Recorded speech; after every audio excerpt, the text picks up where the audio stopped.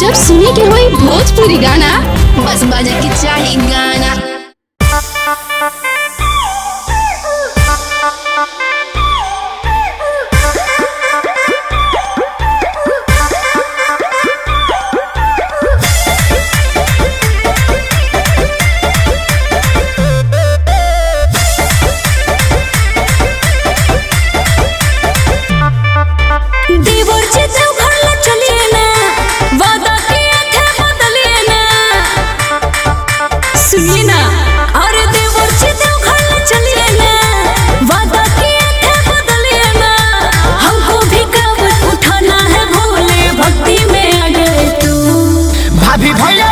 हम जवाब देंगे देवघर में भूला गए तो भाभी भैया को क्या हम जवाब देंगे देवघर में भूला गए तो।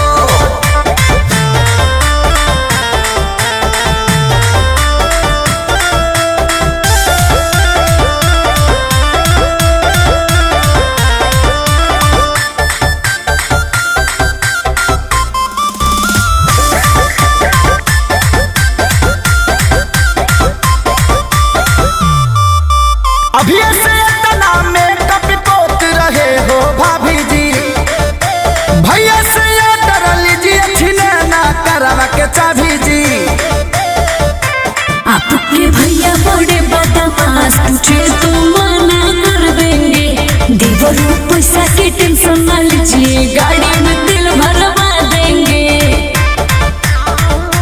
बाबा बजा चढ़ाना है रातें सपना में आ गए वो।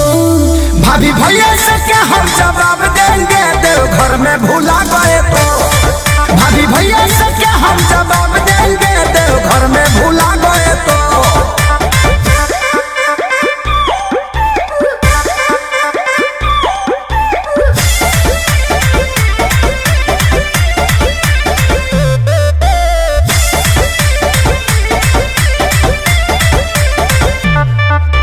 चलिए जी मगर ख्याल रखिएगा, इधर उधर मत कीजिएगा, ऑन रखिएगा मोबाइल, बारिश से पानी तो मत भेजिएगा। देवर जी पढ़े लिखे हैं हो, इतना हमको न समझाइए। संतोष साहिल सोनू